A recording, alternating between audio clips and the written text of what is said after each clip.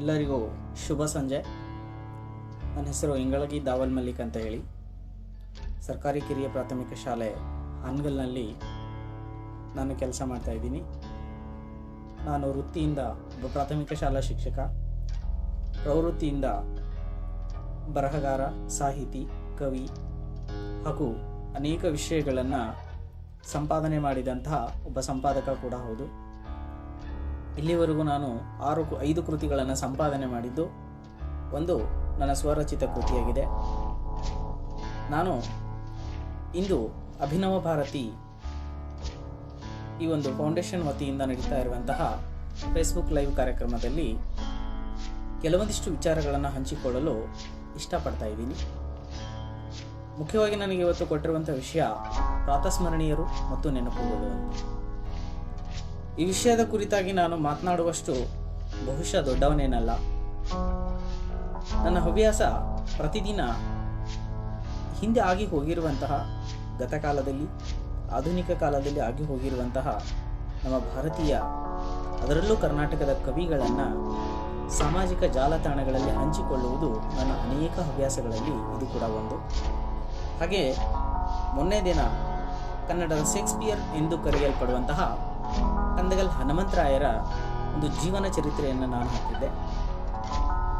ಧಾರವಾಡದ ಶ್ರೀ ನವಿಲುಗರಿ ಸಾಂಸ್ಕೃತಿಕ ವೇದಿಕೆ ಅನ್ನುವಂಥ ಒಂದು ತಂಡದಲ್ಲಿ ಆ ಬಳಗದಲ್ಲಿರುವಂತಹ ಸ್ನೇಹಿತ ಮಿತ್ರರಾದ ಶ್ರೀ ಅನಿಲ್ ಮೇತ್ರಿ ಅವರು ಆ ಒಂದು ಪೋಸ್ಟನ್ನು ಹಿರಿಯ ರಂಗಕರ್ಮಿಗಳಾಗಿರುವ ಧಾರವಾಡದ ಶ್ರೀ ಅನಿಲ್ ಕುಲಕರ್ಣಿ ಅವರಿಗೆ ಕಳುಹಿಸಿಕೊಟ್ರು.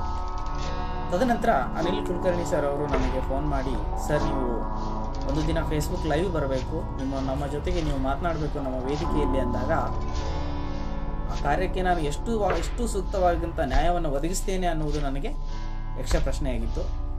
ಹಾಗೆ ಜ್ಯೋತಿ ದೀಕ್ಷಿತ್ ಮೇಡಮ್ ಅವರು ಕೂಡ ನನಗೆ ಈ ಒಂದು ಫೇಸ್ಬುಕ್ ಲೈವನ್ನು ಹೇಗೆ ಬರಬೇಕು, ಇಲ್ಲಿ ಮಾಡ್ತಾ ಇರುವಂಥ ಕೆಲಸಗಳೇನು, ನಾನು ಯಾವ ವಿಷಯದ ಮೇಲೆ ಮಾತನಾಡಬೇಕು ಅನ್ನೋದರ ಕುರಿತಾಗಿ ನನಗೆ ಮಾಹಿತಿಯನ್ನು ಒದಗಿಸಿದರು. ಈ 3 ವ್ಯಕ್ತಿಗಳಿಗೆ, ಅನಿಲ್ ಮೇತ್ರಿ, ಅನಿಲ್ ಕುಲಕರ್ಣಿ ಸರ್ ಹಾಗೂ ಜ್ಯೋತಿ ದೀಕ್ಷಿತ್ ಮೇಡಮ್ ಅವರಿಗೆ ನಾನು ತುಂಬ ಆಭಾರಿಯಾಗಿರ್ತೇನೆ.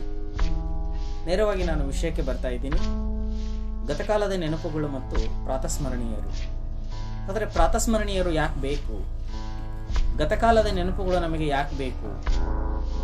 ಆದರೆ ಪ್ರಾತಸ್ಮರಣೀಯರಾಗಬೇಕು ಅಂದರೆ ನಾವೇನು ಮಾಡಬೇಕು ಅನ್ನೋದ್ರ ಕುರಿತಾಗಿ ನೋಡುವುದಾದರೆ, ಮುಖ್ಯವಾಗಿ ಹಳೆಬೇರು ಹೊಸಚಿಗರು ಕೂಡಿರಲು ಮರಸೊಗಸು ಎನ್ನುವ ಕವಿವಾಣಿಯಂತೆ ಒಂದು ಮರ ಬೆಳಿಬೇಕಾಗಿತ್ತು ಅಂತ ಹೇಳಿದರೆ ಅದಕ್ಕೆ ಬೇರುಗಳು ತುಂಬಾನೇ ಸಾಕ್ಷಿಯಾಗ್ತವೆ.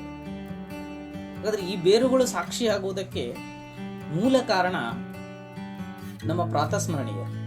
ನಾವೆಲ್ಲ ಪ್ರಾತಸ್ಮರಣೀಯರ ಬೇರುಗಳಿಂದ ಹೊರಬಂದಿರುವಂತಹ ಚಿಗುರುಗಳು. ಹಾಗಾದ್ರೆ ಈ ಚಿಗುರುಗಳನ್ನು ಮುಂದಿನ ಪೀಳಿಗೆಗೆ ನಾವು ಹಂಚಿಕೊಳ್ಳಬೇಕಾದ್ರೆ ನಮಗೆ ಗತಕಾಲ ತುಂಬಾನೇ ಮುಖ್ಯವಾಗಿದೆ. ಹಾಗಾದರೆ ನಾವು ಇವತ್ತು ಪ್ರತಿದಿನ ಫೇಸ್ಬುಕ್, ಇನ್ಸ್ಟಾಗ್ರಾಮ್, ಟ್ವಿಟ್ಟರ್, ವಾಟ್ಸಪ್ಗಳಂತಹ ಸಾಮಾಜಿಕ ಜಾಲತಾಣಗಳಲ್ಲಿ ನಮ್ಮ ಪ್ರತಿದಿನದ ಕೆಲಸಗಳನ್ನು ಶೇರ್ ಮಾಡ್ತಾ ಹೋಗ್ತೀವಿ, ಹಂಚುತ್ತಾ ಹೋಗ್ತೀವಿ. ಯಾಕೆ ಅಂದರೆ ನಮ್ಮನ್ನು 4 ಜನ ಗುರುತಿಸಲಿ ಅನ್ನುವಂಥ ಒಂದು ಉದ್ದೇಶದಿಂದ. ಹಾಗಾದರೆ ಗುರುತಿಸಿದರೆ ಸಾಕ? ನಾವು ಗುರುತಿಸಿಕೊಳ್ಳುವುದಕ್ಕೆ ಇದೊಂದು ವೇದಿಕೆ, ಸಾಮಾಜಿಕ ಜಾಲತಾಣ ಒಂದು ವೇದಿಕೆಯಾಗಿದೆ, ಸತ್ಯ. ಹಾಗಾದರೆ ನಮ್ಮನ್ನು ನಾವು ಗುರುತಿಸಿಕೊಳ್ಳುವುದಕ್ಕೆ ಹಿಂದೆ ಆಗಿ ಹೋಗಿರುವಂಥ ಮಹಾನ್ ಪುರುಷರ ಸಾಧನೆಗಳು, ಅವರ ಗತಕಾಲದ ನೆನಪುಗಳು ನಮ್ಮನ್ನು ಇತಿಹಾಸದತ್ತ ಕೊಂಡೊಯ್ಯುವಂತೆ ಮಾಡ್ತಾ ಇದೆ. ನಾವು ಪ್ರಾತಸ್ಮರಣೀಯರನ್ನ ಮರೀತಾ ಇದ್ದೀವಿ. ನನ್ನ ಒಂದು ಹುಟ್ಟುಹಬ್ಬವಿದೆ ಅಂತ ಹೇಳಿದಾಗ 2-3 ದಿನ ಮೊದಲೇ ನಾನು ನನ್ನ ಪೋಸ್ಟನ್ನು ಸಾಮಾಜಿಕ ಜಾಲತಾಣದಲ್ಲಿ ಪೋಸ್ಟ್ ಮಾಡಿ ಹುಟ್ಟುಹಬ್ಬದ ಶುಭಾಶಯಗಳು, ಎಷ್ಟು ಲೈಕ್ ಬಂತು, ಎಷ್ಟು ಜನ ನನಗೆ ಕಮೆಂಟ್ ಮಾಡಿದ್ರು, ಅದನ್ನು ನಾನು ನೋಡ್ತಾ ಹೋಗ್ತೀನಿ. ನನ್ನ ಹುಟ್ಟುಹಬ್ಬಕ್ಕೆ ಕಾರಣವಾಗಿರುವಂಥ ಮಹಾನ್ ಪುರುಷರು ನಮ್ಮ ತಂದೆ ತಾಯಿಗಳನ್ನು, ಅವರ ಹಿಂದಿರುವಂತಹ ನಮ್ಮ ಆಧುನಿಕ ಕವಿಗಳನ್ನು ಮಾಡ್ತಿದ್ದರು. ಹಾಗಾದ್ರೆ ಇವರನ್ನು ಯಾಕೆ ನೆನಪಿಸಬಾರದು ಅನ್ನುವಂಥ ಒಂದು ನೆನಪು ನನಗೆ ಪ್ರಾರಂಭವಾಗಿದ್ದೇ 9ನೇ ತರಗತಿಯಲ್ಲಿ. ನಾನು 9ನೇ ತರಗತಿಯಲ್ಲಿದ್ದಾಗ ಕನ್ನಡ ಸಾಹಿತ್ಯ ಸಮ್ಮೇಳನದ ಅಧ್ಯಕ್ಷರು ಡಾಕ್ಟರ್ ಶತಾಯುಷಿ ಡಾಕ್ಟರ್ ಕಯ್ಯಾರ ಕೆ ಅಣ್ಣ ರೈ ಆಗಿದ್ದರು. ನನ್ನ ಕನ್ನಡದ ಭಾಷಾ ತರಗತಿಯ ಶಿಕ್ಷಕಿಯರಾದ ಶ್ರೀಮತಿ ವಿದ್ಯಾ ಜೋಶಿ ಈ ವರ್ಷದ ಕನ್ನಡ ಸಾಹಿತ್ಯ ಸಮ್ಮೇಳನದ ಅಧ್ಯಕ್ಷರು ಯಾರು ಅಂತ ಪ್ರಶ್ನೆ ಮಾಡಿದಾಗ ಕೈಯಾರಕಿಯ ನರೈ ಅಂತ ನಾನು ಹೇಳಿ ಸುಮ್ಮನಾಗಿದ್ದೆ. ಅದನ್ನು ಬರೀವಾ ಬೋರ್ಡ್ ಮೇಲೆ ಅಂದಾಗ ನಾನು ಹೋಗಿ ಬರೆದೆ. ತದನಂತರದಲ್ಲಿ ಕೈಯಾರಕಿಯ ನರೈ ಅಂದರೆ ಯಾರು ಅಂತ ನಾನು ತಿಳ್ಕೊಳ್ಳೋದಕ್ಕೆ ಸರಿಸುಮಾರು 3 ರಿಂದ 4 ವರ್ಷ ಕಷ್ಟಪಡಬೇಕಾಗಿರುವಂಥ ಅನಿವಾರ್ಯತೆ ಉಂಟು. ಯಾಕೆ ಅಂದರೆ ಆಗಿನ ಕಾಲದಲ್ಲಿ ಸಾಮಾಜಿಕ ಜಾಲತಾಣಗಳು ಇಷ್ಟೊಂದು ಮುಂದುವರಿದಿರಲಿಲ್ಲ. ಹಾಗಾದ್ರೆ ಅವರೆಲ್ಲ ನೆನಪುಗಳು ನಮಗೆ ಬೇಕಾ? ಇವತ್ತು ಸಾಮಾಜಿಕ ಜಾಲತಾಣಗಳು ನಮ್ಮನ್ನ ಎಷ್ಟರ ಮಟ್ಟಿಗೆ ಕೊಂಡೊಯ್ಯುತ್ತವೆ ಎನ್ನುವುದಕ್ಕಿಂತ ಹೆಚ್ಚಾಗಿ ನಮ್ಮ ಗತಕಾಲದ ನೆನಪುಗಳನ್ನ ಪ್ರಾತಸ್ಮರಣೀಯರು ಹಾಕಿಕೊಟ್ಟ ಮಾರ್ಗದಲ್ಲಿ ನಾವು ಎಷ್ಟು ಸೂಕ್ತವಾಗಿ ನಡೆಯುತ್ತಿದ್ದೇವೆ, ಅವರನ್ನು ನಾವು ಎಷ್ಟು ಆದರ್ಶವಾಗಿ ಇಟ್ಟುಕೊಂಡಿದ್ದೇವೆ ಎನ್ನುವುದು ಕೂಡ ಇವತ್ತು ನಮಗೆ ಪ್ರಶ್ನೆ ಆಗುತ್ತದೆ.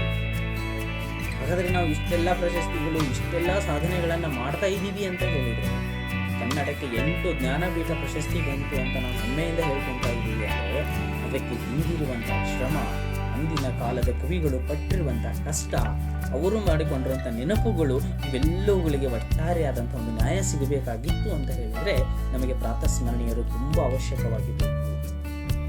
ಇವತ್ತು ನಾನು ಭಾರತೀಯ, ಅದರಲ್ಲೂ ಕನ್ನಡಿಗ, ನಾನು ಭಾರತೀಯ ಅಂತ ಹೇಳಿಕೊಳ್ಳುವುದಕ್ಕೆ ನನಗೆ ಹೆಮ್ಮೆ ಇದೆ, ಗರ್ವ ಇದೆ, ಸೊಕ್ಕು ಇದೆ, ಅಹಂ ಇದೆ. ಯಾಕೆ ಅಂತ ಹೇಳಿದ್ರೆ ಇಡೀ ಪ್ರಪಂಚ ಇನ್ನೂ ಕಣ್ಣು ತೆರೆಯುವುದಕ್ಕಿಂತ ಪೂರ್ವದಲ್ಲಿ ಭಾರತ ಅನ್ನುವಂಥ ದೇಶ ಪ್ರಪಂಚಕ್ಕೆ ಬೆಳಕಾಗುತ್ತೆ. ಮಾರ್ಟಿನ್ ಲೂಥರ್ ಕಿಂಗ್ ಹೇಳ್ತಾನೆ, ಇಡೀ ಜಗತ್ತಲ್ಲಿ ಕತ್ತಲು ಆವರಿಸಿದ್ರೆ ಒಂದೇ ಒಂದು ದೇಶದಲ್ಲಿ ಮಾತ್ರ ಬೆಳಕು ಕಾಣಲು ಸಾಧ್ಯ. ಆ ದೇಶ ಯಾವುದು ಅಂತ ಹೇಳಿದ್ರೆ ಭಾರತ ಅಂತ. ಹಾಗಾದ್ರೆ ಭಾರತಕ್ಕೆ ಅಷ್ಟೊಂದು ಗತಕಾಲದ ನೆನಪುಗಳಿವೆಯೇ? ಹೌದು. ಪ್ರಪಂಚ ಶಾಲೆಯನ್ನ ಹೇಗೆ ಸೃಷ್ಟಿ ಮಾಡಬೇಕು, ಶಾಲೆ ಹೇಗಿರಬೇಕು ಎನ್ನುವುದನ್ನ ಊಹೆ ಮಾಡುವುದಕ್ಕಿಂತ ಮೊದಲೇ ಭಾರತದಲ್ಲಿ ವಿಶ್ವವಿದ್ಯಾಲಯಗಳನ್ನ ಕಟ್ಟಿದಂತ ದೇಶ ನಮ್ಮ. ಪ್ರಪಂಚ ಇನ್ನು ವರ್ಣಮಾಲೆಗಳನ್ನ ಓದ್ತಾ ಇರುವಂತಹ ಕಾಲದಲ್ಲಿ ಭಾರತದಲ್ಲಿ ಮಹಾಕಾವ್ಯಗಳ ರಚನೆಯಾಗಿದೆ. ವಿದೇಶಗಳಿಂದ ಭಾರತಕ್ಕೆ ವಿದ್ಯಾರ್ಥಿಗಳು ವಿದ್ಯೆಯನ್ನು ಅರಸಿ ಬರುತ್ತಿದ್ದರು.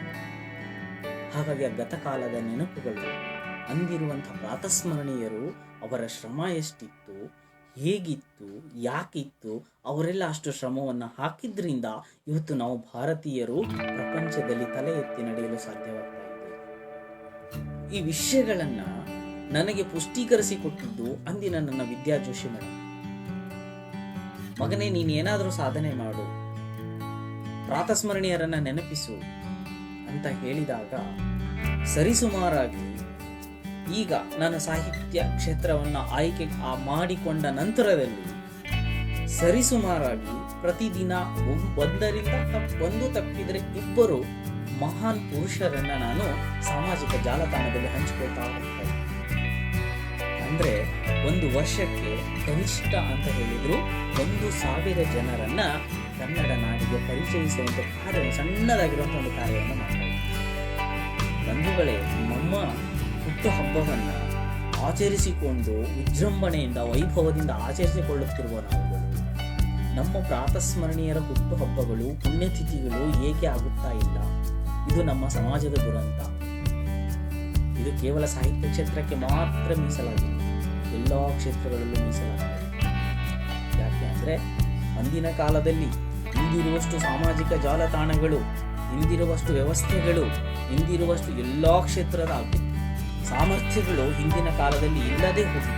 ಆದರೂ ಕೂಡ ಅವರು ಅಂದಿನ ಕಾಲಕ್ಕೆ ಅಷ್ಟೆಲ್ಲ ಸಾಧನೆಗಳನ್ನ ಮಾಡಿದರು. ಹಾಗಾದ್ರೆ ಅಷ್ಟೆಲ್ಲ ಸಾಧನೆಗಳನ್ನ ಮಾಡಿದಾಗ ನಮಗೆ ಇಷ್ಟೆಲ್ಲ ವ್ಯವಸ್ಥೆಗಳಿದ್ದಾಗಲೂ ಕೂಡ ಅವರಷ್ಟು ಸಾಧನೆ ಮಾಡಲು ಬರುತ್ತಿಲ್ಲ ಯಾಕೆ ಅಂತ ಪ್ರಶ್ನೆ ಮಾಡಿದಾಗ ನಮ್ಮ ಹತ್ತಿರ ಇರುವಂತಹ ಉತ್ತರ, ಕೇವಲ ನಾವು ಸಾಮಾಜಿಕ ಜಾಲತಾಣಗಳಿಗೆ ದಾಸರಾಗಿದ್ದೇವೆ ವಿನಃ ಅದನ್ನು ಯಶಸ್ವಿಯಾಗಿ ಪೂರೈಸಿಕೊಳ್ಳಲು ನಮ್ಮಿಂದ ಸಾಧ್ಯವಾಗ್ತಾ ಇಲ್ಲ. ಕಾರಣ ಇಷ್ಟೇ, ನಮ್ಮನ್ನ ಬೆಳೆಸಿರುವಂತಹ ಆ ಪುಣ್ಯ ಪುರುಷರನ್ನ ನಾವು ದಿನದಿಂದ ದಿನಕ್ಕೆ ಮರೆತು ಹೋಗ್ತಾ ಇದ್ದೀವಿ. ಹಾಗಾದ್ರೆ ಅವರನ್ನ ನಾವು ಮರೆತಂತೆ ಹೋದಂತೆ ಮುಂದೊಂದು ದಿನ ಮುಂದಿನ ಪೀಳಿಗೆಗಳಿಗೆ ನಮ್ಮ ಪ್ರಾತಸ್ಮರಣೀಯರು ಯಾರು ಎನ್ನುವಂಥ ಪ್ರಶ್ನೆಯಾಗಿಯೇ ಉಳಿಯುತ್ತೆ. ಯಾಕೆ ಅಂತ ಹೇಳಿದ್ರೆ ಅವರನ್ನ ನಾವು ನಮ್ಮ ಇಂದಿನ ಯುವ ಪೀಳಿಗೆಗೆ ಮಾರ್ಗದರ್ಶನ ಮಾಡಬೇಕಾಗಿದೆ. ಇವರು ನಮ್ಮ ಭಾರತದ ಪ್ರಥಮ ರಾಷ್ಟ್ರಕವಿ, ಇವರು ನಮ್ಮ ಭಾರತದ ಮೊದಲ ಶೇಕ್ಸ್ಪಿಯರ್, ಇವರು ಮೊದಲ ಭಾರತದ ರಂಗಭೂಮಿ ಕಲಾವಿದರು, ಇವರು ಭಾರತದ ಮೊದಲ ವಿಜ್ಞಾನಿ, ಇವರು ಭಾರತದ ಮೊದಲ ಗಣಿತಶಾಸ್ತ್ರಜ್ಞ. ಇವರೆಲ್ಲರನ್ನ ನಮ್ಮ ಮಕ್ಕಳಿಗೆ ನಾವು ಮಾಡಬೇಕಾಗಿದೆ. ಆಧುನಿಕ ಕಾಲದಲ್ಲಿ ನಾವೊಂದುಕೊಂಡಷ್ಟು ವ್ಯವಸ್ಥೆಗಳು ಸಂಪೂರ್ಣವಾಗಿ ಚೆನ್ನಾಗಿ ನಮ್ಮ ಸಾಮಾಜಿಕ ಜಾಲತಾಣಗಳು ಸದುಪಯೋಗಕ್ಕಿಂತ ಹೆಚ್ಚಾಗಿ ದುರುಪಯೋಗವನ್ನು ಉಂಟು ಮಾಡ್ತಾ ಇವೆ. ಹಾಗಾಗಿ ಈ ಸದುಪಯೋಗವನ್ನು ನಾವು ಮಾಡಿಕೊಳ್ಳಬೇಕಾಗಿದೆ.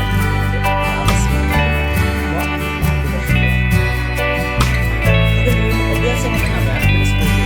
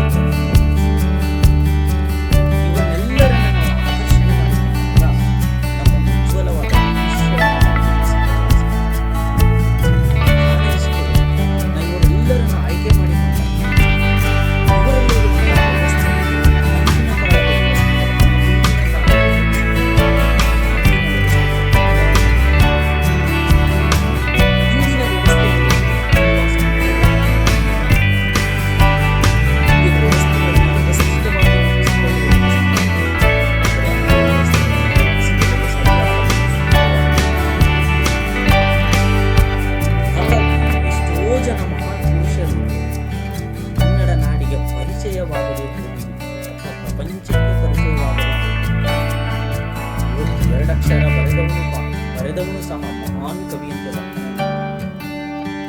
ಒಂದಕ್ಷರ ಓದಿದಂತ ಪುಣ್ಯಾತ್ಮನು ಕೂಡ ಶ್ರೇಷ್ಠ ತತ್ವಜ್ಞಾನಿ ಅಂತ. ಎಷ್ಟು ಓದಿದ್ರೂ ಕೂಡ ಈ ಪ್ರಪಂಚದಲ್ಲಿ ನಾನು ಇನ್ನೂ ಚಿಕ್ಕದಾಗಿರುವಂತ ಒಂದು ಕೂಸು ಅನ್ನುವಂತ ಭಾವನೆ ನನಗೆ ಬಂದಾಗ ನಾನು ಪ್ರಪಂಚದಲ್ಲಿ ಬೆಳೆದುಕೊಳ್ಳುವುದಕ್ಕೆ ಸಾಧ್ಯವಾಗುತ್ತದೆ.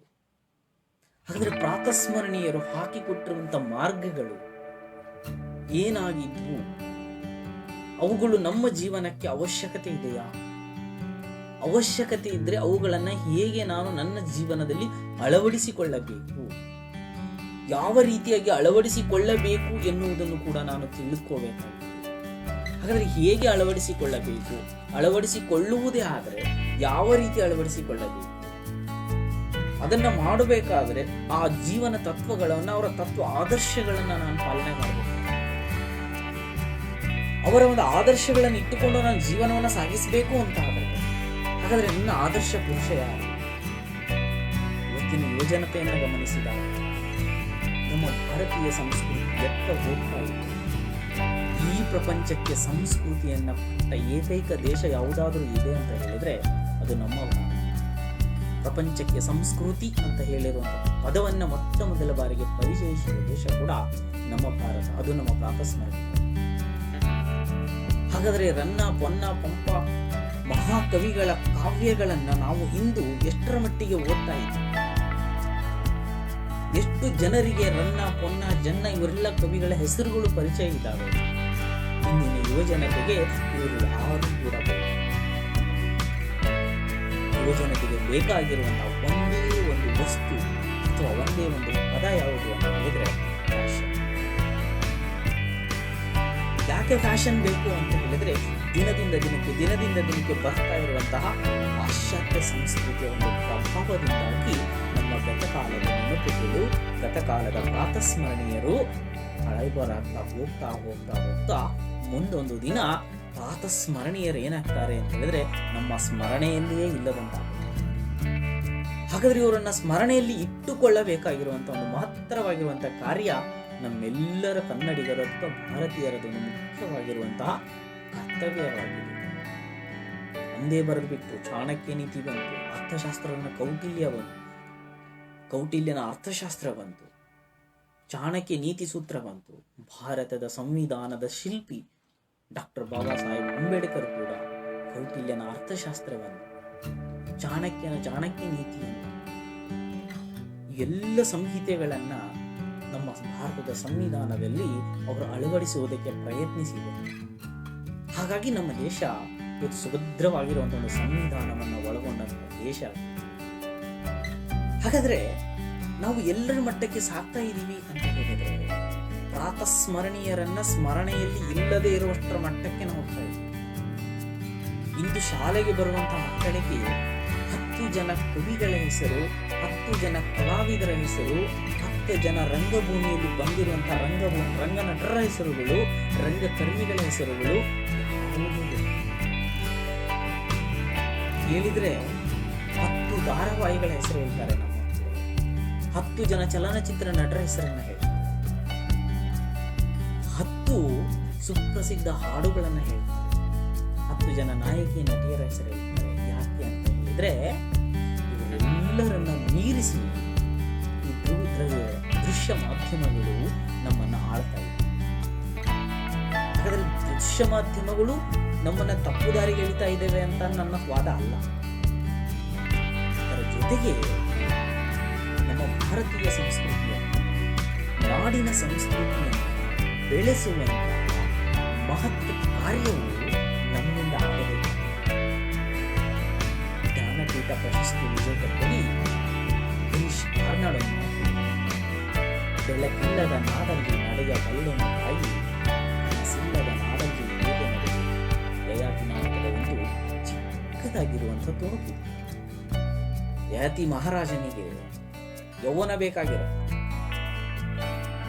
ಆತ ದೇವಯಾನಿಯನ್ನ ಮದುವೆಯಾಗಿ, ಶರ್ಮಿಷ್ಠೆಯನ್ನ ಮದುವೆಯಾಗಿ, ಆತ ತನಗೆ ಇನ್ನೂ ಯೌವನ ಬೇಕು ಅಂತ ಹೋಗ್ತಾನೆ. ತನ್ನ ಮಗನ ಸಹಾಯದಿಂದ ತನ್ನ ಮಗನ ಯೌವನವನ್ನ ಯಯಾತಿ ಪಡೆದಾಗ ಯಯಾತಿಯ ಮಗ ತಾಯಿ ಹತ್ರ ಬಂದಾಗ ವೃದ್ಧನಾಗಿರ್ತಾನೆ, ಯಯಾತಿ ಯುವಕನಾಗಿರ್ತಾನೆ. ಅಮ್ಮ ಕೇಳ್ತಾಳೆ, ಯಾಕೆ ಮಗನೇ ಹೀಗೆ ಅಂತ ದೇವಯಾನಿ ಕೇಳಿದಾಗ ಮಗ ಹೇಳ್ತಾನೆ, ಅಮ್ಮ ಬೆಳಕಿಲ್ಲದ ನಾಡಲ್ಲಿ ನಡೆಯಬಲ್ಲೆನು ತಾಯಿ, ಕನಸಿಲ್ಲದ ನಾಡಲ್ಲಿ ಹೇಗೆ ನಡೆಯಲಿ ಅಂದಾಗ ಇದರ ಅರ್ಥ ಇಲ್ಲಿ ನಾವು ಹೇಳ್ಬೇಕಾಗಿತ್ತು ಸಂಕುಚಿತ ಅರ್ಥದಲ್ಲಿ ಹೇಳ್ಬೇಕಾದ್ರೆ ಬೆಳಕಿದ್ರಲ್ಲಿ ಹೋಗ್ಬೋದು, ಕನಸಿಲ್ಲದಲ್ಲಿ ನಡೆಯಕ್ಕಾಗೋದಿಲ್ಲ ಅಂತ ಅರ್ಥ. ಬೆಳಕಿಲ್ಲದೆ ನಾವು ನಡೆಯುವುದಕ್ಕೆ ಸಾಧ್ಯವಿದೆ, ಆದರೆ ನಮ್ಮ ಕನಸುಗಳು ನನಸಾಗುವ ದಿಸೆಯಲ್ಲಿ ನಾವು ಹೇಗೆ ನಡೆಯಬೇಕು ಅನ್ನುವುದು ಇಲ್ಲಿ ವಾಸ್ತವಿಕ ಸತ್ಯವನ್ನ ಗಿರೀಶ್ ಕಾರ್ನಾಡ್ ನಮಗೆ ತೋರಿಸುತ್ತಾರೆ. ಹಾಗಾದ್ರೆ ರಂಗಭೂಮಿ ನಟರು ಅಂದಿನ ಕಾಲಕ್ಕೆ ದೃಶ್ಯ ಮಾಧ್ಯಮ ಇಲ್ಲದೇ ಇರುವಂತಹ ಕಾಲದಲ್ಲಿ ನಮಗೆ ದೃಶ್ಯ ಮಾಧ್ಯಮವನ್ನು ತಂದುಕೊಟ್ಟು, ಹಾಗಾದ್ರೆ ಇವತ್ತು ನಮಗೆ ರಂಗಭೂಮಿ ನಟರಿಗೆ ಯಾರು ಅನ್ನೋದು ಕೂಡ ಗೊತ್ತು. ಮುಂದೊಂದು ದಿನ ರಂಗಭೂಮಿ ಅನ್ನುವಂತ ಒಂದು ಪದಕ್ಕೆ ಅರ್ಥನೇ ಇರುವುದು.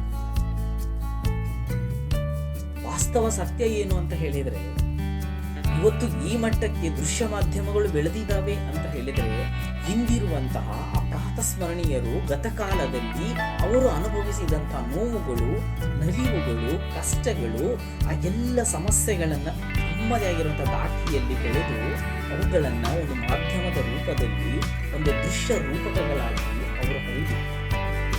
ಹಾಗಾಗಿ ನಾವು ಅದನ್ನೇ ಮುಂದುವರಿಸಿಕೊಂಡು ಒಂದು ಮರವನ್ನ ಕತ್ತರಿಸಿದ್ರೆ ಸ್ವಲ್ಪ ದಿನ ಆಗಿನ ಮೇಲೆ ಮರ ಮತ್ತೆ ಚಿಗುರು ಬಿಡುತ್ತದೆ. ಕಾರಣ ಏನು ಅಂದ್ರೆ ಮರ ಪ್ರಪಂಚಕ್ಕೆ ಸಂದೇಶ ಕೊಡ, ನೀನು ಎಷ್ಟೇ ಕಳೆದರೂ ಕೂಡ ನನ್ನ ಚಿಗುರುಗಳು ಮತ್ತೆ ನಾನು ಬಿಳಿಲುಗಳನ್ನ ಚಾಚಿಕೊಂಡು ಹೆಮ್ಮರವಾಗಿ ಬದುಕುತ್ತೇನೆ ಅನ್ನುವಂತ ಭರವಸೆಯನ್ನ ಕತ್ತರಿಸಿದ ಮರ ಕೊಡುತ್ತೆ ಅಂತಾದ್ರೆ ನಾವು ಪ್ರಪಂಚದಲ್ಲಿ ಅತೀ ಶ್ರೇಷ್ಠವಾಗಿರುವಂತಹ ಬುದ್ಧಿಜೀವಿಗಳು ಅಂತ ಹೇಳಿ ಪ್ರಪಂಚದಲ್ಲಿ ಶ್ರೇಷ್ಠವಾದ ಜೀವಿ ಯಾವುದು ಅಂದ್ರೆ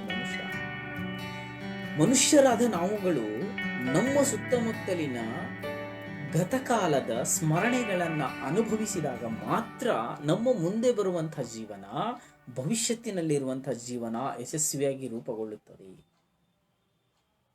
ಹಾಗಾದ್ರೆ ಯಾಕೆ ನಾವು ಆ ದಿಸೆಯಲ್ಲಿ ಸಾಕ್ತಾ ಇಲ್ಲ? ಪುಸ್ತಕ ಓದು ಅನ್ನುವುದು ಇವತ್ತು ನಮಗೆ ಯಾರಿಗೂ ಬೇಡವಾಗಿರುವಂತಹ ಒಂದು ವಸ್ತು. ಪುಸ್ತಕವನ್ನ ಕೊಂಡು ಓದುವಷ್ಟರ ಸಾಮರ್ಥ್ಯ ನಮಗಿಲ್ಲ. ಯಾಕೆ ಅಂದ್ರೆ ನಮಗೆ ಅಷ್ಟು ವೇಳೆನೇ ಇಲ್ಲ. ನಮ್ಮ ಜೀವನ ಏನಾಗಿದೆ ಅಂದ್ರೆ ಯಾಂತ್ರೀಕೃತ ಬದುಕಾಗ್ತಾ ಹೋಗ್ತಾ ಇತ್ತು, ಸಂಕುಚಿತ ಮನೋಭಾವನೆ. ಯಾಂತ್ರೀಕೃತ ಜೀವನದಲ್ಲಿ ನಮ್ಮನ್ನ ನಾವು ಅಳವಡಿಸಿಕೊಂಡು ಹೋಗ್ತಾ ಇರುವುದರಿಂದ ಓಡ್ತಾ ಇದ್ದೀವಿ. ಎಲ್ಲಿಗೆ ಓಡ್ತಾ ಇದ್ದೀವಿ, ಯಾಕೆ ಓಡ್ತಾ ಇದ್ದೀವಿ, ಹೇಗೆ ಓಡ್ತಾ ಇದ್ದೀವಿ ಗೊತ್ತಿಲ್ಲ, ಒಟ್ಟು ಓಡ್ತಾ ಇದ್ದೀವಿ. ಎಲ್ಲವನ್ನ ಬಿಟ್ಟು ಭಾರತದ ಸಂಸ್ಕೃತಿಯನ್ನ ಧಾರ್ಮಿಕ ನೆಲೆಗಟ್ಟಿನ ಅಳವಡಿಸಿಕೊಳ್ಳಬೇಕಾಗಿರುವಂತಹ ಪ್ರಮುಖವಾಗಿರುವಂತಹ ಅಂಶಗಳು ಕೂಡ ನಮಗೆ ಗೊತ್ತಿಲ್ಲ. ನಮ್ಮ ಭಾರತದ ಸಂಸ್ಕೃತಿಯನ್ನ ನಾವು ವಿದೇಶದ ಮಾರುಕಟ್ಟೆಯಲ್ಲಿ ಪ್ರತಿನಿತ್ಯ ಮಾರಾಟ ಮಾಡ್ತಾ ಇದ್ದೀವಿ. ಯಾಕೆ ಮಾರಾಟ ಮಾಡ್ತಾ ಇದ್ದೀವಿ ಅಂತ ಹೇಳಿದ್ರೆ, ನಾವು ಪಾಶ್ಚಿಮಾತ್ಯ ಸೋಗಿನಲ್ಲಿ ನಮ್ಮನ್ನ ನಾವು ಮರೆತುಕೊಂಡು ಹೊಸ ಪ್ರಪಂಚದ ಆವಿಷ್ಕಾರವನ್ನ ಮಾಡ್ತಾ ಇದ್ದೀವಿ. ಹೀಗೆ ಆವಿಷ್ಕಾರಗಳು ಮುಂದುವರಿತಾ ಹೋದಂತೆ ನಾವು ನಮ್ಮತನವನ್ನ, ನಮ್ಮ ಭಾರತೀಯ ನೆಲೆಯನ್ನ, ಸಂಸ್ಕೃತಿಯನ್ನ, ಧಾರ್ಮಿಕತೆಯನ್ನ ಎಲ್ಲವನ್ನು ಮರೆತು ಯಾವುದೋ ಒಂದು ಗಮ್ಯವಾದ ಸ್ಥಾನವನ್ನು ಮತ್ತೆ ನಮ್ಮ ಭಾರತದ ಸಂಸ್ಕೃತಿ ಉದ್ಭವವಾಗಬೇಕು ಅಂದ್ರೆ ಸಾವಿರಾರು ಋಷಿ ಮುನಿಗಳು ಮತ್ತೆ ತಪಸ್ಸು ಮಾಡಬೇಕು. ಬ್ರಹ್ಮನ ಹತ್ತಿರ ಈ ದೇವತೆಗಳೆಲ್ಲ ಹೋಗಿಬೇಕು ಅಂತ ಪ್ರಶ್ನೆ ಕೇಳ್ತಾರೆ. ಬ್ರಹ್ಮದೇವ, ನಮಗೆ ಇಡೀ ಒಂದು ಭೂಮಂಡಲದಲ್ಲಿ ತಪಸ್ಸು ಮಾಡುವುದಕ್ಕೆ ಒಂದು ಶಾಂತವಾದ ಜಾಗವನ್ನು ಕೊಡು ಅಂತ ಕೇಳಿದಾಗ ಬ್ರಹ್ಮ ಚಕ್ರವನ್ನು ಬಿಟ್ಟು ಹೇಳ್ತಾನೆ, ಇದೆಲ್ಲೂ ಹೋಗಿ ನಿಲ್ಲುತ್ತೆ, ನಿಮಗೆ ಅದೇ ಪ್ರಶಸ್ತವಾದಂತಹ ಭೂಮಿ ಎಂದಾಗ ಬಂದು ಅದು ಭಾರತದ ಮೇಲೆ ನಿಂತಾಗ ಭಾರತದಲ್ಲಿ ಸಾವಿರಾರು ಋಷಿಮುನಿಗಳು ಬಂದು ಇಲ್ಲಿ ತಪಸ್ಸನ್ನು ಮಾಡಿದಂತಹ ಪುಣ್ಯ ಭೂಮಿ ಭಾರತ. ಈ ಸತ್ಯ ನಮಗೆ ಯಾರಿಗೂ ಗೊತ್ತಿಲ್ಲ. ಭಾರತ ಅಂದ್ರೆ ಏನು, ಭಾರತದಲ್ಲಿ ನಾನು ಹುಟ್ಟಿದ್ ಯಾಕೆ ಅಂತ ಗೊತ್ತಿಲ್ಲ, ಭಾರತದ ಸಂಸ್ಕೃತಿ ಏನು ಅಂತ ಗೊತ್ತಿಲ್ಲ, ಭಾರತದ ನೆಲ, ಜಲ, ಭಾಷೆ ಯಾವುದು ಕೂಡ ನಮ್ಮ ಮಕ್ಕಳಿಗೆ ಗೊತ್ತಿಲ್ಲ. ನಮ್ಮ ಮಕ್ಕಳಿಗೆ ಇವತ್ತು ಗೊತ್ತಿರುವಂತಹ ವಿಷಯಗಳು ಯಾವುದು ಅಂತ ಹೇಳಿದ್ರೆ, ಆಗ್ಲೇ ನಾನು ಹೇಳಿದಂತೆ ಟ್ವಿಟ್ಟರು, ಇನ್ಸ್ಟಾಗ್ರಾಮು, ಫೇಸ್ಬುಕ್ಗಳು ಮಾತ್ರ ಗೊತ್ತಿದ್ದಾವೆ. ನಮ್ಮ ದೇಶಕ್ಕೆ ಸುಭದ್ರವಾಗಿರುವಂತಹ ಒಂದು ಸಂಸ್ಕೃತಿ, ಒಂದು ಆಧ್ಯಾತ್ಮಿಕ ನೆಲೆಗಟ್ಟನ್ನು ಒದಗಿಸಿದಂತಹ ಭಾರತದ ಪರಂಪರೆಯನ್ನು ಉತ್ತುಂಗ ಶ್ರೇಣಿಗೆ ತೆಗೆದುಕೊಂಡು ಹೋಗಿರುವಂತಹ ಮಹಾನ್ ಪುರುಷರ ಹೆಸರುಗಳು. ಹಾಗಾದ್ರೆ ಅವರನ್ನು ಯಾಕೆ ಮಹಾನ್ ಪುರುಷರು ಅಂತ ನಾವು ಗಮನಿಸಬೇಕು ಅಂದ್ರೆ, ಅವರು ಹಾಕಿಕೊಟ್ಟಿರುವಂತಹ ಆದರ್ಶಗಳು ಇಂದು ನಮ್ಮ ಜೀವನವನ್ನ ಹೊಸ ಪೀಳಿಗೆಯತ್ತ ಕೊಂಡೊಯ್ಯುವುದಕ್ಕೆ ಸಹಾಯ ಮಾಡುತ್ತಿದ್ದಾರೆ. ಹಾಗಾದ್ರೆ ಪ್ರಾತಸ್ಮರಣೀಯರು ಕೇವಲ ಪ್ರಾತಸ್ಮರಣೀಯರಾಗ್ತಾ ಹೋದ್ರೆ ಮುಂದೊಂದು ದಿನ ನಮ್ಮ ಪ್ರಪಂಚದಲ್ಲಿ ಅಥವಾ ನಮ್ಮ ಮಾನಸಿಕ ಪ್ರಪಂಚದಲ್ಲಿ ಪ್ರಾತಸ್ಮರಣೀಯರು ಅನ್ನುವಂಥ ಪದಕ್ಕೆ ಹೋಗಲಿ, ಪ್ರಾತಸ್ಮರಣೀಯರು ಯಾರು ಅನ್ನೋದು ಕೂಡ ಅರ್ಥವಾಗುತ್ತೆ. ಹಾಗಾದ್ರೆ ಅವರ ನೆನಪುಗಳನ್ನ ನಾವು ಯಾಕೆ ಮೆಲುಕು ಹಾಕಬೇಕು ಅಂತ ಹೇಳಿದ್ರೆ, ಆ ನೆನಪುಗಳಲ್ಲಿ ಪ್ರಾತಸ್ಮರಣೀಯರ ಬದುಕು ಯಾವತ್ತೂ ಕೂಡ ಮುಳ್ಳಿನ ಹಾಸಿಗೆಯಾಗಿರಲಿಲ್ಲ, ಮುಳ್ಳಿನ ಹಾಸಿಗೆಯಾಗಿ ಎಷ್ಟೋ ಜನ ಮಹಾನ್ ಪುರುಷರ ಪುಣ್ಯ ಕಥೆಗಳನ್ನ, ಅವರ ಜೀವನ ಚರಿತ್ರೆಗಳನ್ನ ನೋಡಿದಾಗ ಅವರು ಯಾರು ಕೂಡ ಹೂವಿನ ಹಾಸಿಗೆಯಿಂದ ಚಿನ್ನದ ಚಮಚೆಯಲ್ಲಿ ಯಾರು ಕೂಡ ಊಟವನ್ನ ಮಾಡಿ ಬಂದಿಲ್ಲ. ಅವರು ಅನುಭವಿಸಿದ ನೋವುಗಳು, ಅವರು ಅನುಭವಿಸಿದ ಸಂಕಟಗಳು, ಅವರ ಊಟ ಮಾಡದೇ ಇರುವ ದಿನಗಳು, ನಡೆದಿರುವಂತಹ ದಾರಿಗಳು ಯಾವುದು ಕೂಡ ಚೆನ್ನಾಗಿರಲಿಲ್ಲ.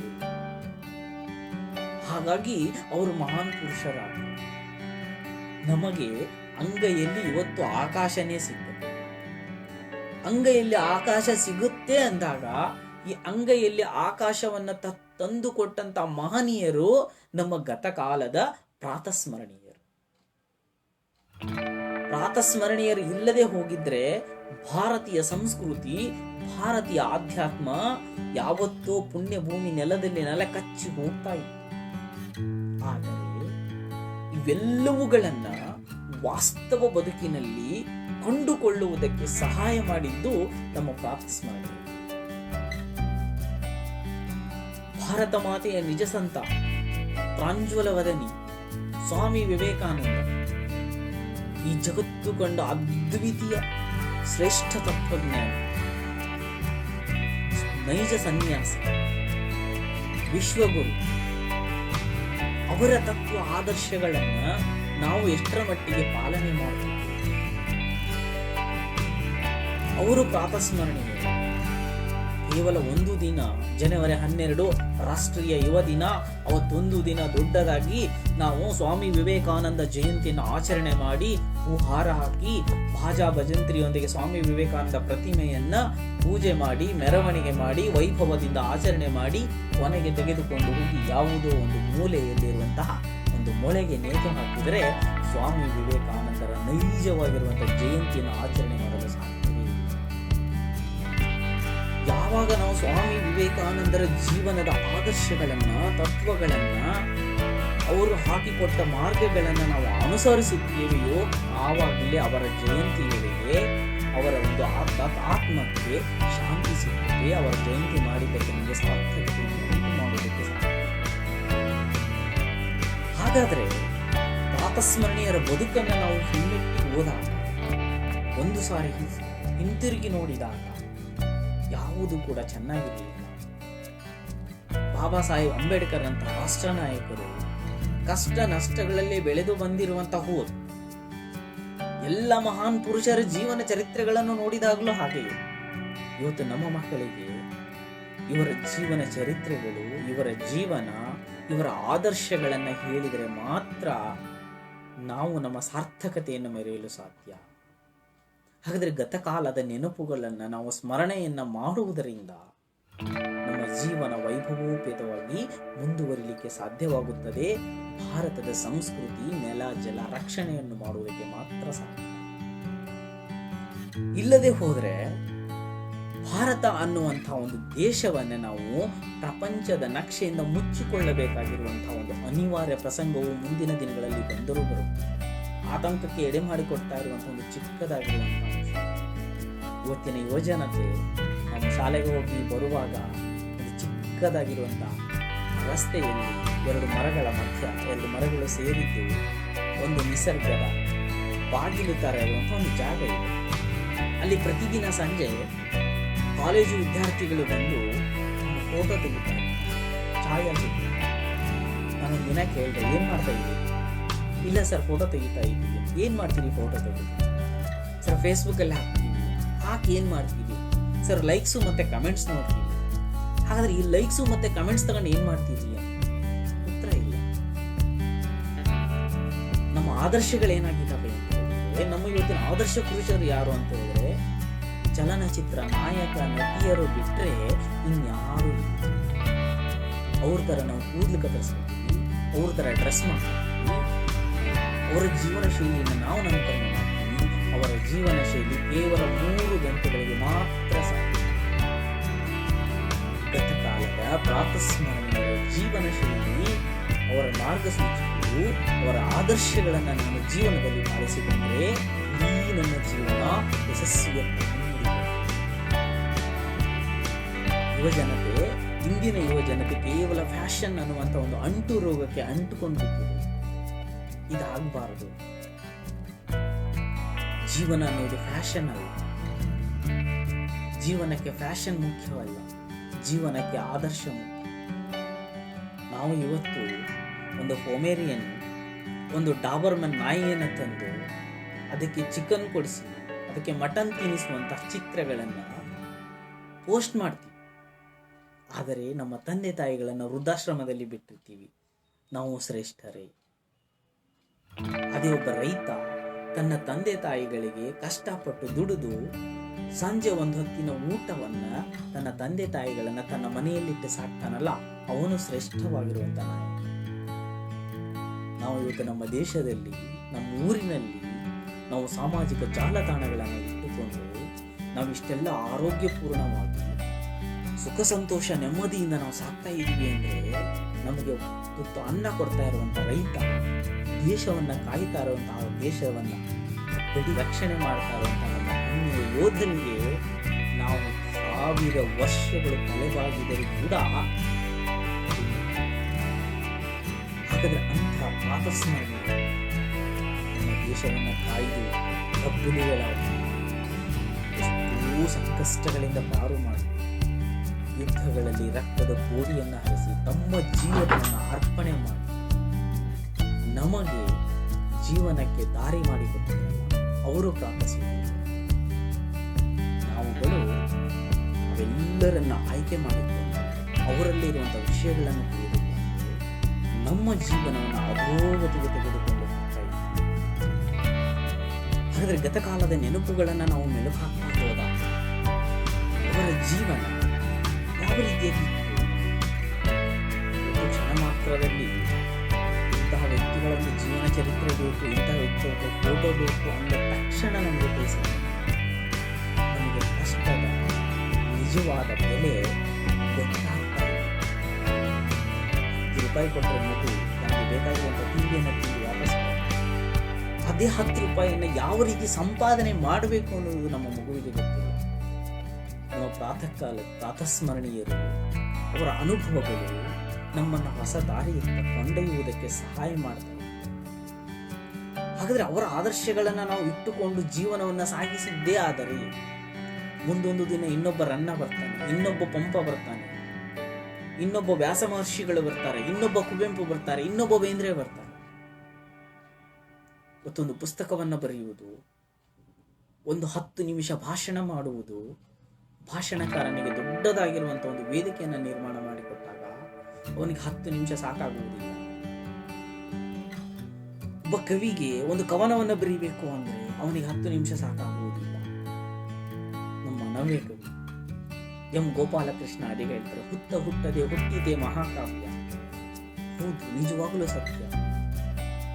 ಹುಟ್ಟದೆ ಹುಟ್ಟಿದೆ ಮಹಾಕಾವ್ಯ. ಒಂದು ಚೂರು ಪ್ರಾತಸ್ಮರಣೀಯರಿಗೆ ಹಿಂದಕ್ಕೆ ಹೋಗಿಬಿಟ್ರೆ ಕಾಡಿನಲ್ಲಿ ಕೊಲೆ, ಸುಲಿಗೆ, ದರೋಡೆ ಮಾಡಿ ಇರುವುದೆಲ್ಲವನ್ನು ದೋಚಿಕೊಂಡು ತನ್ನ ಹೆಂಡತಿ ಮಕ್ಕಳನ್ನು ಸಾಕ್ತಾ ಇರುವಂತ ಒಬ್ಬ ದೊಡ್ಡದಾದಂತ ರಾಕ್ಷಸ, ದರೋಡೆಕೋರನಿ, ಕಳ್ಳನಿ.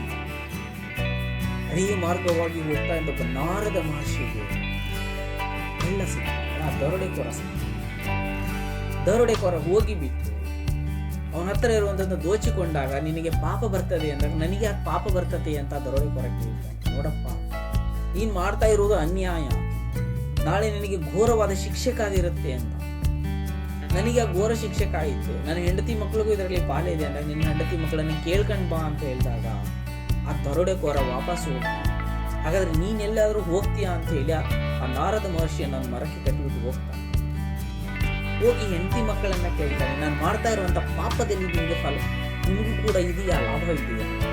ಅವ್ರು ಹೇಳ್ತಾರೆ, ನಿನ್ನನ್ನು ನಂಬಿಕೊಂಡು ಬಂದವರು ನಾವು, ನನಗೆ ಊಟ ವಸತಿಯನ್ನು ಕೊಡುವುದು ನಿನ್ನ ಜವಾಬ್ದಾರಿ, ನನಗೇನು ನೀನು ಹೆಂಗಾದ್ರೂ ಸಂಪಾದನೆ ಮಾಡ್ಕೊಂಡು ಬಾ ಅಂತ ಹೇಳಿ ಆ ದರೋಡೆಕೋರ ವಾಪಸ್ ಬರ್ತಾನೆ. ನಾರದ ಮಹರ್ಷಿ, ನಾನು ಮಾಡುವಂಥ ಪಾಪದ ಕೆಲಸದಲ್ಲಿ ನನ್ನ ಹೆಂಡತಿ ಮಕ್ಕಳಿಗೆ ಪಾಲಿಲ್ಲವಂತ, ನಾನು ಎಂಥ ತಪ್ಪು ಮಾಡಿದೆ ಅಂತ ನಾರದ ಮಹರ್ಷಿಗಳು ಇಲ್ಲಿ ಕುಳಿತು ರಾಮನಾಮ ಜಪ ಮಾಡು ಅಂತ. ದರೋಡೆಕೋರನ ಬಾಯಲ್ಲಿ ರಾಮನಾಮ ಹೆಸರೇ ಬರುವುದಿಲ್ಲ.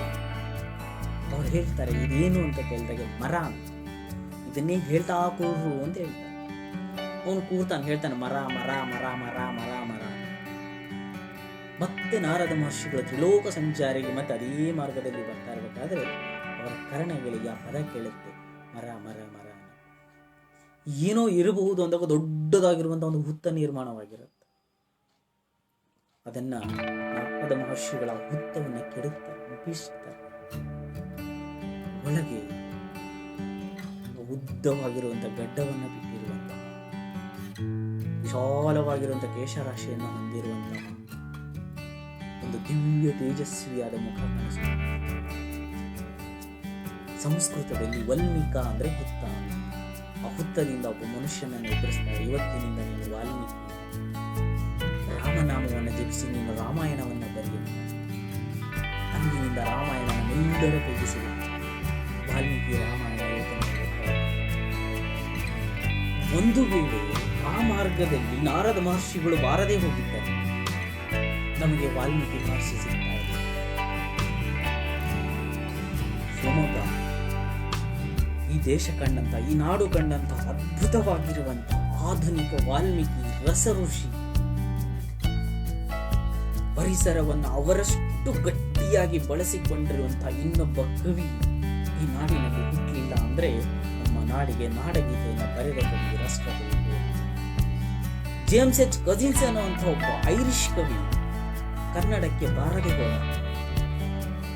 ಜೇಮ್ಸ್ ಎಚ್ ಕಜಿನ್ಸ್ ಮತ್ತು ರಾಷ್ಟ್ರಕವಿ ಕುವೆಂಪು ಅವರ ಭೇಟಿ ಆಗದೆ ಹೋಗಿದ್ದರೆ ಇವತ್ತು ನಮ್ಮ ಕನ್ನಡದಲ್ಲಿ ರಾಷ್ಟ್ರಕವಿ ಕುವೆಂಪು ಅನ್ನೋ ಹೆಸರಿರುತ್ತದೆ.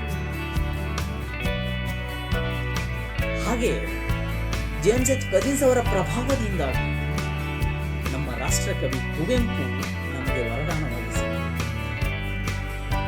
ಎಲ್ಲ ಆದರ್ಶಗಳನ್ನು ನಮ್ಮ ಇಂದಿನ ಮಕ್ಕಳಿಗೆ ಹೇಳಿದರೆ, ಮಕ್ಕಳು ನಮ್ಮ ದೇಶದ ಸಂಸ್ಕೃತಿ ಹೇಗಿತ್ತು, ನಮ್ಮ ದೇಶದಲ್ಲಿ ಇಂತಹ ಪ್ರಾತಸ್ಮರಣೀಯರು ಆಗಿ ಹೋಗಿದ್ದಾರೆ ಅನ್ನುವಂತಹ ಮಾತು ಅವರ ಕಿವಿಗೆ ಬಿದ್ದಾಗ, ಇಂತಹ ಆದರ್ಶಗಳು ಅವರ ಕಿವಿಗೆ ಬಿದ್ದಾಗ ಅವರು ತಮ್ಮನ್ನ ತಾವು ತೊಡಗಿಸಿಕೊಂಡು ತಮ್ಮ ಜೀವನವನ್ನು ಉಜ್ಜೀವನಗೊಳಿಸುವುದಕ್ಕೆ ಪ್ರಯತ್ನ ಮಾಡ್ತಾರೆ. ಗೌತಮ ಬುದ್ಧ ಮಾಸ್ತಿ ತಮ್ಮ ಬುದ್ಧ ಕವಿತೆಯಲ್ಲಿ ಹೇಳ್ತಾರೆ, ಜಗವೆಲ್ಲ ಮಲಗಿರಲು ಅವನೊಬ್ಬನಿದ್ದ ಗೌತಮ ಬುದ್ಧ. ಹೌದು, ಜಗತ್ತೆಲ್ಲ ಮಲಗಿತ್ತು. ಶುದ್ಧೋಧನ ಮಹಾರಾಜ ಗೌತಮ ಬುದ್ಧ ಹುಟ್ಟಿದ ತಕ್ಷಣ ಜ್ಯೋತಿಷ್ಯವನ್ನ ತೆಗೆದು ನೋಡಿದಾಗ ಜ್ಯೋತಿಷಿಗಳು ಹೇಳ್ತಾರೆ, ಮಹಾರಾಜ ನಿನ್ನ ಮಗ ಈ ದೇಶ ಮೆಚ್ಚುವಂತ, ಈ ನಾಡು ಮೆಚ್ಚುವಂತ ಒಬ್ಬ ಅದ್ಭುತ ಸನ್ಯಾಸಿ ಆಗ್ತಾನೆ, ಇಲ್ಲದೆ ಹೋದ್ರೆ ಒಬ್ಬ ವೀರ ಮಹಾನ್ ರಾಜನಾಗ್ತಾನೆ. ತಂದೆಯ ಕನಸು ನನ್ನ ಮಗ ರಾಜನೇ ಆಗಬೇಕು, ನನಗಿಂತ ವೈಭವೋಪೇತವಾಗಿ ಜನಿಸಬೇಕು, ರಾಜ್ಯಭಾರವನ್ನ ಮಾಡಬೇಕು, ಈ ದೇಶವನ್ನು ಅದ್ಭುತವಾಗಿ ನೋಡಿಕೊಳ್ಳಬೇಕು ಅನ್ನುವಂಥ ಮನೋಭಾವನೆಯಿಂದ ಪ್ರಾಪಂಚಿಕ ವಿಷಯಗಳು ಗೌತಮ ಬುದ್ಧನ ತಲೆಗೆ ಹೋಗದಂತೆ ವೈಭವದ ಜೀವನಕ್ಕೆ ಗೌತಮ ಬುದ್ಧನನ್ನು ಕರೆದುಕೊಂಡು ಒಂದು ದಿನ ವಾಯು ವಿಹಾರಕ್ಕೆ ಹೋಗ್ತಾ ಇರಬೇಕು. ಆತನಿಗೆ ಒಂದು ಶವ ಬರ್ತದೆ, ಒಬ್ಬ ವೃದ್ಧ ಬರ್ತಾನೆ, ಒಬ್ಬ ರೋಗಿ ಬರ್ತಾನೆ, ಒಬ್ಬ ಸನ್ಯಾಸಿ ಬರ್ತಾನೆ. ತನ್ನ ಸಾರಥಿಗೆ ಕೇಳ್ತಾನೆ, ಇವ್ರು ಯಾರು ಅಂತ. ಸಾರಥಿ ಹೇಳ್ತಾನೆ, ಗುರುಗಳೇ, ರಾಜರೇ, ಇವನೊಬ್ಬ ವೃದ್ಧ, ಹಂಗಂದ್ರೆ ಮುಂದೆ ನೀನು ವೃದ್ಧನಾಗ್ತೀಯ, ಇವನ್ ತರನೇ ಆಗ್ತೀಯ, ನಾನು ವೃದ್ಧನಾಗುತ್ತೇನೆಯೇ, ಹೌದು. ಇವನು ರೋಗಿ, ಹಂಗಂದ್ರೆ ಮುಂದೊಂದು ದಿನ ನಿನಗೂ ಹಿಂಗೆ ರೋಗ ಬರ್ತೈತೆ. ಹಾಗಾದ್ರೆ ಮತ್ಕೊಂಡು ಹೊಂಟಿದಾರಲ್ಲ, ಅವನಿಗೆ ಕಾಲಿಲ್ವಾ? ಅವನಿಗೆ ಕಾಲಿದೆ. ಮನುಷ್ಯ ಮುಂದೊಂದು ದಿನ ಸಾಯ್ತಾನೆ, ನಾನು ಸಾಯ್ತೇನೆ, ನೀನು ಸಾಯ್ತೇನೆ, ಪ್ರಪಂಚದಲ್ಲಿ ಎಲ್ಲರೂ ಸಾಯ್ತಾನೆ, ನಾನು ಸಾಯ್ತೇನೆ, ನನ್ನನ್ನು ಹಿಂಗೆ ಹೊತ್ಕೊಂಡು ಹೋಗ್ತಾನೆ. ಹೌದು, ಮುಂದೆ ಸನ್ಯಾಸಿ. ಇವರು ಯಾರು? ಇವನು ಜಗತ್ತಲ್ಲಿ ಎಲ್ಲವನ್ನ ತನ್ನ ಪಾಲಿನ ಸರ್ವಸ್ವವನ್ನು ತ್ಯಾಗ ಮಾಡಿದ ಮಹಾನ್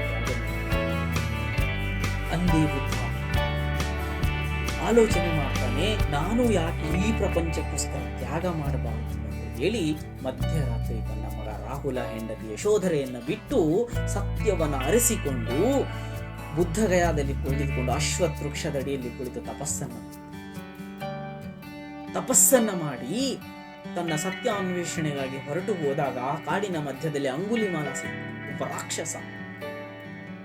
ಆತ ಪ್ರತಿಯೊಬ್ಬ ವ್ಯಕ್ತಿಯನ್ನ ಕತ್ತರಿಸಿ ಅವರ ಹೆಬ್ಬೆರಳನ್ನ ಮಾಲೆಯನ್ನ ಮಾಡಿ ಕೊರಳೆಗೆ ಹಾಕಿರ್ತಾನೆ. ಅದಕ್ಕೋಸ್ಕರ ಅವನನ್ನ ಅಂಗುಲಿಮಾಲ ಅಂತ ಕರೆದರು. ಗೌತಮ ಬುದ್ಧ ಅವನ ಎದುರಿಗೆ ಹೋಗ್ತಾನೆ, ಅಂಗುಲಿಮಾಲ ಬರ್ತಾನೆ. ಶಿಷ್ಯಂದ್ರೆ ಹೇಳ್ತಾರೆ, ಗುರುಗಳೇ, ಮುಂದೆ ಅಂಗುಲಿಮಾಲನ ಕಾಡು ಬರುತ್ತೆ, ಅವ ದೊಡ್ಡ ಕ್ರೂರಿಯಾಗಿರುವಂತಹ ರಾಕ್ಷಸ, ಅವ ನಿಮ್ಮನ್ನ ಸಾಯಿಸ್ತಾನೆ ಅಂದಾಗ, ಸಾಯಿಸ್ಲಿ ಬಿಡು, ಯಾವತ್ತಾದ್ರೂ ಈ ದೇಹ ಭೂಮಿ ಪಾಲಾಗ್ಬೇಕಲ್ವಾ, ನಾನೇ ಸಾಯ್ತೀನಿ, ಹೋಗ್ತೀನಿ ಅಂತಾರೆ. ಎದುರುಗಡೆ ಅಂಗುಲಿಮಾಲ ಬರ್ತಾರೆ, ನೋಡ್ತಾ ನಗ್ತಾರೆ. ಅಂಗುಲಿಮಾಲ ನಗ್ತಾ ಇರ್ತಾರೆ. ಅವ್ನು ಕೇಳ್ತಾನೆ, ಎಲ್ಲರೂ ಕೂಡ ನಾನು ನೋಡಿದ ತಕ್ಷಣ ಭಯ ಬಿಟ್ಟು, ನೀನ್ ಯಾಕಪ್ಪ ನಗ್ತಾ ಇದ್ದೆ? ನಿನ್ ಜೀವನದ ಮೇಲೆ ಆಸೆ ಇಲ್ಲವೇ? ನನ್ನ ಜೀವನದ ಮೇಲೆ ಆಸೆನೇ ಇಲ್ಲ, ಆಸೆಯೇ ದುಃಖಕ್ಕೆ ಮೂಲ ಅಂತ ಹೇಳಿ ಅಂತಹ ಕ್ರೂರಿಯಾಗಿರುವಂತಹ ಅಂಗುಲಿಮಾಲನನ್ನ ತಮ್ಮ ಶಿಷ್ಯನನ್ನಾಗಿ ಪರಿವರ್ತನೆ ಮಾಡಿಕೊಂಡಲ್ಲ, ಅದು ನಮ್ಮ ಭಾರತ ದೇಶದ ಸಂಸ್ಕೃತಿ, ಅದು ನಮ್ಮ ಪ್ರಾತಸ್ಮರಣೀಯರಿಗಿದ್ದಂತಹ ವಿಷಯ. ಈ ನೆಲದ ಗುಣವೇ. ಹೀಗೆ ಅನೇಕ ರಾಷ್ಟ್ರ ಮಟ್ಟದ ಕವಿಗಳ, ಮಹಾನ್ ತ್ಯಾಗಮೂರ್ತಿಗಳನ್ನ, ಚಿಂತಕರನ್ನ, ವಿಜ್ಞಾನಿಗಳನ್ನ, ಸಾಧಕರನ್ನ ನೋಡಿದಾಗ ಅವರೆಲ್ಲರ ಹಿಂದಿನ ಬದುಕು ಮುಳ್ಳಿನ ಹಾಸಿಗೆ. ಈ ಎಲ್ಲ ಅಂಶಗಳನ್ನ ನಾವು ನಮ್ಮ ಇಂದಿನ ಯುವ ಪೀಳಿಗೆಗೆ ತಿಳಿಸಿಕೊಟ್ಟಾಗ ಅವರು ನಮ್ಮದೇ ಆಗಿರುವಂತಹ ನೆಲದ, ಜಲದ, ಸಂಸ್ಕೃತಿಯ ನೆಲೆಗಟ್ಟಿನಲ್ಲಿ, ಆಧ್ಯಾತ್ಮಿಕ ನೆಲೆಗಟ್ಟಿನಲ್ಲಿ ಬದುಕುವುದಕ್ಕೆ ನಮಗೆ ಸೂಕ್ತವಾಗಿರುವಂತಹ ಒಂದು ವೇದಿಕೆಯನ್ನು ನಿರ್ಮಾಣ ಅಂದಾಗ ನಮ್ಮ ಇಂದಿನ ಬದುಕು, ಇಂದಿನ ಜೀವನ ಆಧ್ಯಾತ್ಮದ ನೆಲೆಗಟ್ಟಿನಲ್ಲಿ ಮುಂದುವರಿಯುವುದಕ್ಕೆ ಸಾಧ್ಯವಾಗುತ್ತದೆ. ಪ್ರಾತಸ್ಮರಣೀಯರು ಗತಕಾಲದಲ್ಲಿದ್ದಂಥವರು ಅವರು ಯಾವುದೇ ಒಂದು ಜಾತಿಗೆ, ಯಾವುದೇ ಒಂದು ಧರ್ಮಕ್ಕೆ ಸೂಕ್ತವಾಗಿ ಅದನ್ನೇ ನಡೆಸಿಕೊಂಡು ಹೋಗಿ ಅಂತ ಯಾವತ್ತೂ ಹೇಳಲಿಲ್ಲ. ಧರ್ಮ ಎಂದರೆ ಒಂದು ಒಳ್ಳೆಯದನ್ನ ಮಾಡುವುದಕ್ಕೆ ಮಾಡಿಕೊಂಡಿರುವಂತಹ ಒಂದು ವೇದಿಕೆಯ ವಿನಃ ಮತ್ತೇನು ಅಲ್ಲ. ನಾವು ಧರ್ಮ ಎಂದಾಗ ಅದನ್ನ ಜಾತಿಗೆ ಹಣೆಪಟ್ಟವನ್ನು, ಜಾತಿ ಮತ್ತು ಧರ್ಮ ಇವೆರಡರ ಸಂಘರ್ಷದ ಮಧ್ಯೆ ನಮ್ಮ ಜೀವನವನ್ನ ನಾವು ಪಾತಾಳಕ್ಕೆ ತಳ್ಳುತ್ತಾ ಇದ್ದೀವಿ.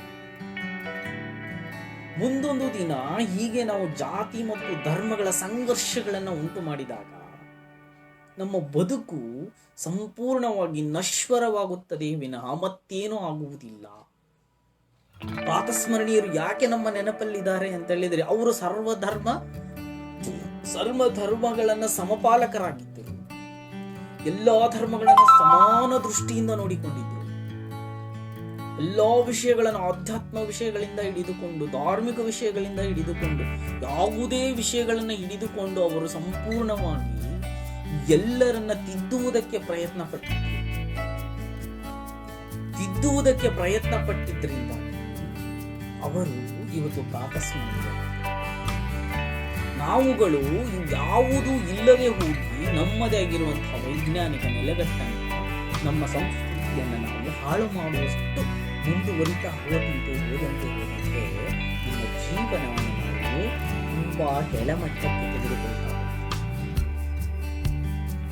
ಗತಕಾಲದ ನೆನಪುಗಳನ್ನ ನಮ್ಮ ಮಕ್ಕಳಿಗೆ, ಚಿಕ್ಕ ಮಕ್ಕಳಿಗೆ ಹೇಳ್ತಾ ಹೋದಾಗ ಮಗು ನಮ್ಮ ದೇಶದಲ್ಲಿರುವಂತಹ ಪ್ರಾತಸ್ಮರಣೀಯರ ಆ ಜೀವನದ ಆದರ್ಶಗಳನ್ನ ತನ್ನ ಜೀವನದಲ್ಲಿ ಅಳವಡಿಸಿಕೊಳ್ಳುವುದಕ್ಕೆ ನಾನು ಇವತ್ತು ಪ್ರಯತ್ನಿಸಬೇಕು. ಎಲ್ಲಿಯವರೆಗೂ ಪ್ರಾತಸ್ಮರಣೀಯರನ್ನ ನಾವು ಸ್ಮರಿಸುವುದಿಲ್ಲವೋ ಅಲ್ಲಿಯವರೆಗೂ ನಮ್ಮ ಸಂಸ್ಕೃತಿಯನ್ನ ಇನ್ನಷ್ಟು ಎತ್ತರದಲ್ಲಿ ಕಾಣುವುದಕ್ಕೆ ನಮಗೆ ಸಾಧ್ಯ. ಕಾಲದ ನೆನಪುಗಳು ನಮ್ಮ ಇಂದಿನ ಯುವ ಪೀಳಿಗೆಗೆ ಹೊಸ ಜೀವನವನ್ನು ನಡೆಸಲು ಸೇತುವೆಯಾಗಬೇಕು. ಸೇತುವೆಯನ್ನು ಕತ್ತರಿಸುವಂತಹ ಯಾವುದೇ ಆಯುಧಗಳಾದ ಸಂಸ್ಕೃತಿ, ಸಂಸ್ಕಾರ, ಧಾರ್ಮಿಕ ನೆಲೆಗಳು ಇವೆಲ್ಲವುಗಳನ್ನು ನಮ್ಮ ಭಾರತ ದೇಶಕ್ಕೆ ಭದ್ರವಾಗಿ ಅಡಿಪಾಯವನ್ನು ಹಾಕಿದವರು ಪ್ರಾತಸ್ಮರಣೀಯರು. ಅವರ ಗತಕಾಲದ ನೆನಪುಗಳು ನಮ್ಮೊಂದಿಗಿದ್ದಾವೆ.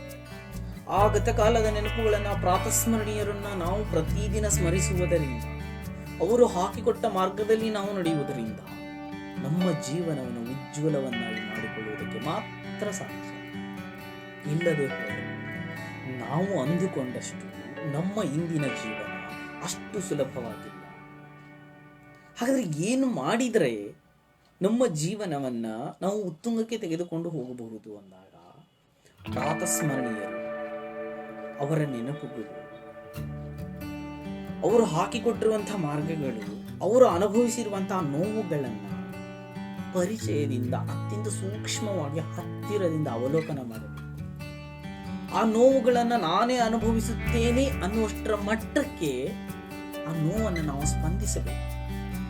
ಅಂದಾಗ ನಮ್ಮ ಜೀವನ ಒಂದು ಉನ್ನತವಾದ ಆದರ್ಶವನ್ನ ತಿಳಿಸಬೇಕು.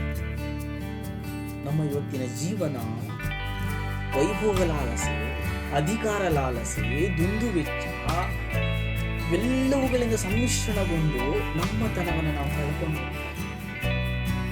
ಇದು ಬಿಟ್ಟು simple living and high think, ಸರಳ ಜೀವನ, ಉದಾತ್ತ ಜೀವನ.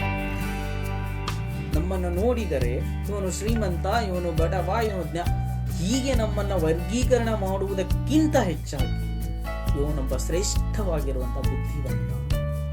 ಈ ಪ್ರಪಂಚದಲ್ಲಿ ಅತಿ ಹೆಚ್ಚು ಬುದ್ಧಿವಂತರಿರುವಂತಹ ದೇಶ ಭಾರತ.